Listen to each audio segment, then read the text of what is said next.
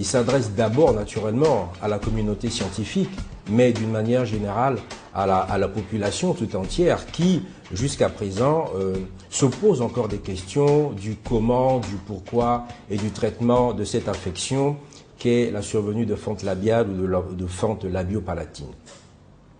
Alors ce symposium, qui sera donc organisé le samedi 3 mars, sera subdivisé en 2 séances principales.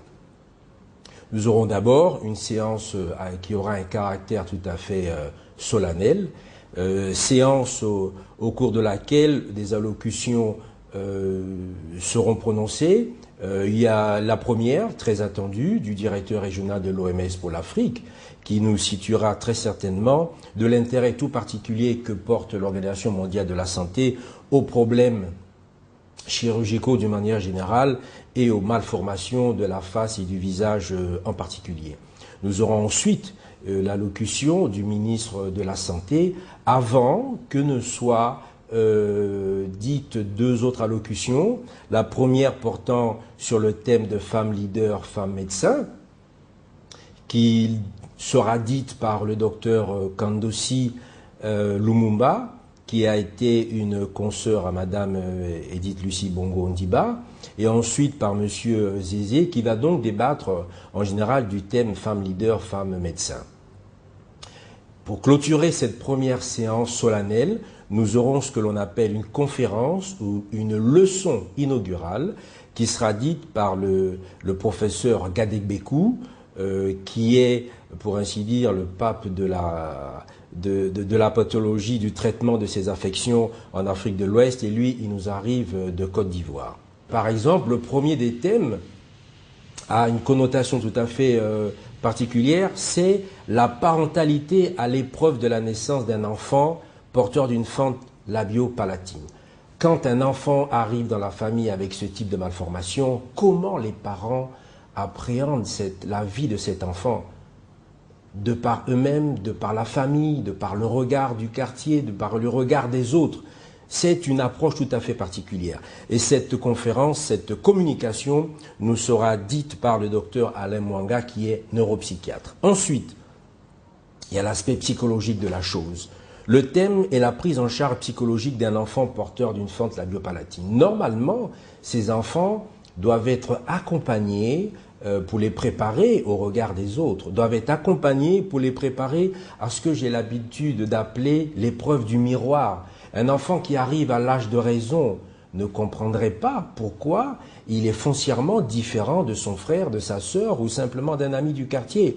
Voilà pourquoi ces enfants se sentent rejetés et arrêtent leur scolarité. Ils devraient normalement avoir un accompagnement psychologique. Donc nous en parlerons avec un psychologue qui est M.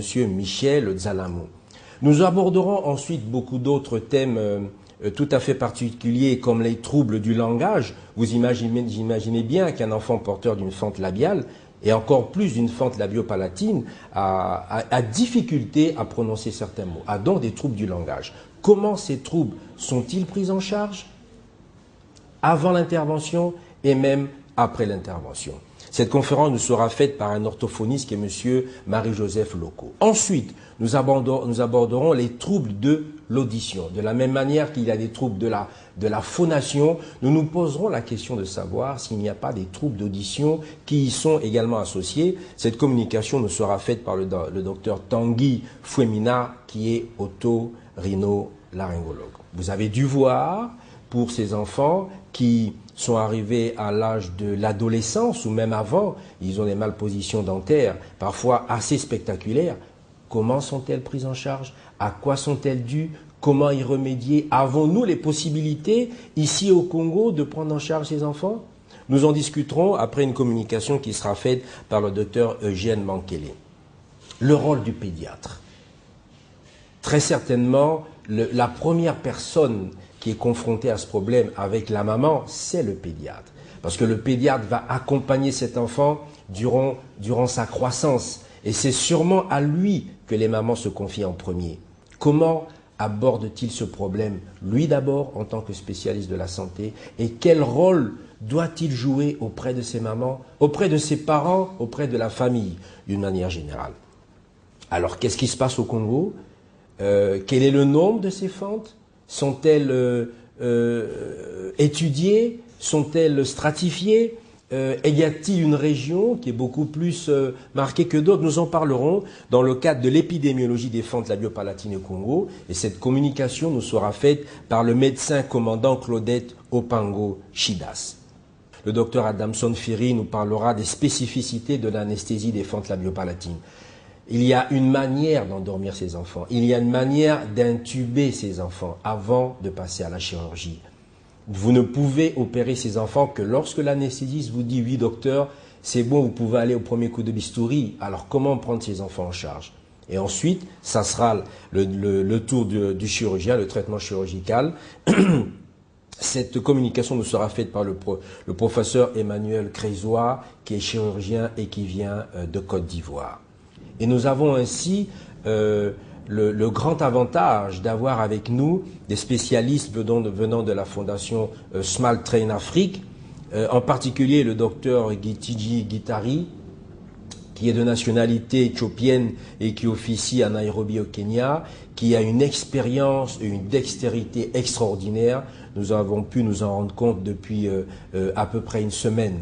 Il a une très grande expérience en la matière et il nous dira quelle est la situation de la prise en charge de ces enfants. Voilà en diagonale quels sont les thèmes que nous allons aborder. Alors naturellement, nous lançons un appel à toute la communauté médicale, la communauté scientifique, les collègues médecins, les étudiants en médecine, les paramédicaux et d'une manière générale, tous ceux que la question intéresse, le 3 mars, samedi prochain, au Palais du Parlement, pour que nous en sachions un peu plus, pour que nous nous prémunisions beaucoup mieux de cette affection, pour qu'enfin nous arrêtions la stigmatisation, pour qu'enfin il n'y ait plus de fente labiale et labiopalatine au Congo. Redonnons le sourire à nos enfants. Mesdames et messieurs, nous avons parlé dans cette troisième gazette des opérations qui se passent actuellement à la clinique municipale Albert Leyouno. Nous avons dit que ces opérations se passent dans de bonnes conditions. D'ailleurs, pendant que vous suivez cette gazette, sachez que les 24 premiers patients sont déjà rentrés chez eux en attendant le rendez-vous du vendredi où ils viendront pour voir les médecins.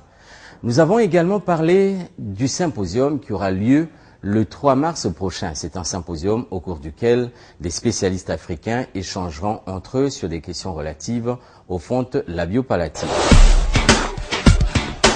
Nous ne saurons mettre fin à cette gazette sans pour autant remercier les nombreux partenaires qui ont rendu possible cette mission, ceux qui ont permis à ces petits Congolais de retrouver le sourire, mais également à leurs familles de retrouver une vie normale, ceux qui ont permis au sourire de luire sur le visage des parents, mais également sur celui des patients.